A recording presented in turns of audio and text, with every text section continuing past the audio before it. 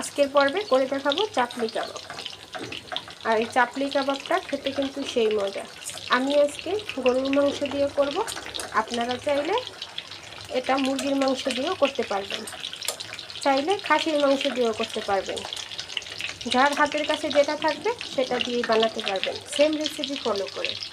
আর এই কাবাবগুলা পোলাওয়ের সাথে খেতে তো বেশ মজা, আবার বিকেলের চায়ের সাথে যদি সস দিয়ে পরিবেশন করেন তাহলে তো আর কোনো কথাই নেই। এই কাবাবগুলা সসের সাথে খেতে কিন্তু খুব মজা। আপনারা চাইলে এটা পোলাওর সাথেও পরিবেশন করতে পারবেন। আমি তো আজকে পোলাওর সাথেই পরিবেশন করব। আর একটা একটু ভেঙে দেখাই, দেখেন ভিতরে কতটা লোভনীয়।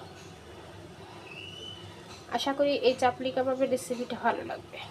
চাপলি কাবাবটা বানানোর জন্য এখানে আমি গরুর মাংস আর কাঁচামরিচ, ধনিয়া পাতা সব কিছু ব্লেন্ডারে ব্লেন্ড করে নিয়েছি। এখন এখানে দিয়ে দিব 1 টেবিল চামচ আদা রসুন বাটা,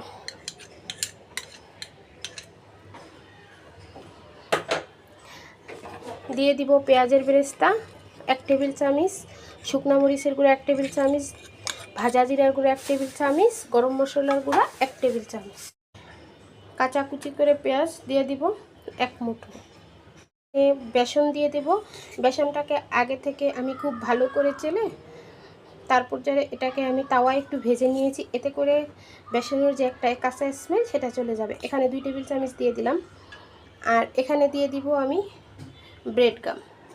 আমার হাতের কাছে এখানে ব্রেড নেই, তাই আমি ব্রেড গামটা দিয়ে দিলাম। আপনাদের হাতের কাছে ব্রেড থাকলে ব্রেডটাকে দেবেন। সয়া সস দিয়ে দিব 1 টেবিল চামচ, দিয়ে দিব 1 টেবিল চামচের মতো টমেটো সস, দিয়ে দিব 1/2 টেবিল চামচ লবণ। লবণের পরিমাণটা বুঝে দিবেন, কারণ এখানে আমরা সয়া সসটা দিয়েছি। এখন এখানে দিয়ে দিব একটা ডিম। ডিমটা দিয়ে দিলাম বার্নিংয়ের জন্য, যাতে কাবাবটা খুলে না যায় সেজন্য। দিয়ে এখন হাতের সাহায্যে খুব ভালো করে কাবাবটাকে মেখে নেব। কাবাবটা কিন্তু খুব ভালো করে হাতের সাহায্যে ভালো করে মিশিয়ে নিয়েছি। এখন হাতে একটু তেল মেখে নিয়েছি, এই যে দেখুন। এখন হাতের সাহায্যে খুব ভালো করে, এটা চাইলে আপনারা চ্যাপ্টা করেও বানাতে পারেন বা লম্বা শেপ দিয়েও বানাতে পারেন। আমি দুটো শেপ দিয়ে আপনাদেরকে বানিয়ে দেখাবো। এই চাপলি কাবাবটা একদম পাতলা করে বানাতে হবে। এই যে দেখুন, আমি চ্যাপ্টা করে বানিয়ে নিয়েছি। আবার এইভাবে করে লম্বা শেপ দিয়েও বানাতে পারেন। আমি 2 শেপেই বানিয়ে নেব। কাবাব বানিয়ে নিয়েছি, দেখতে পাচ্ছেন। এখানে কড়াইতে তেল দিয়েছি, তেলটা গরম হয়ে গেছে। এই চাপলি কাবাবটা আপনারা বেশি ডুবো তেলে ভাজবেন না, এটা হালকা তেলে ভাজতে হবে।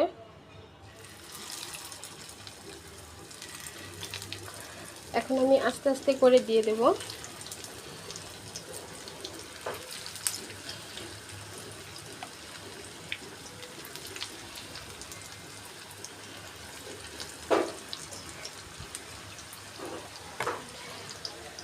এক পাশ হলে আলতো হাতে, এক পাশ উল্টে দেবো। এক সাইড হয়ে গেছে, আলতো হাতে খুব ভালো করে আস্তে আস্তে আরেক সাইড উল্টে দিতে হবে। বেশি সময় লাগে না ভাজতে, একটু মিডিয়ামে রেখে ভাজবেন, মিডিয়াম টু লোতে রেখে ভাজবেন।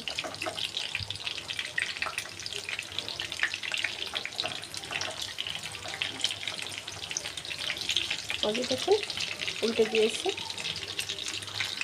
এগুলা ভেজে নিয়েছি, দেখতে পাচ্ছেন। আবার ওগুলা ভাজতে দিয়েছি, এভাবে করে সবগুলা ভেজে নেব। ভাজা হয়ে গেছে। এটা চাইলে আপনারা পোলাও খিচুড়ির সাথে পরিবেশন করতে পারেন বা বিকেলে চায়ের সাথে সস দিয়ে পরিবেশন করতে পারবেন। আশা করি আজকের এই চাপলি কাবাবগুলো আপনাদের কাছে ভালো লেগেছে। ভালো লাগলে একবার বাসায় ট্রাই করে দেখতে পারেন। আর রেসিপি ভালো লাগলে লাইক, কমেন্ট এবং আমার ভিডিওটা শেয়ার করে দিবেন। আজকে এই পর্যন্তই। আল্লাহ হাফেজ।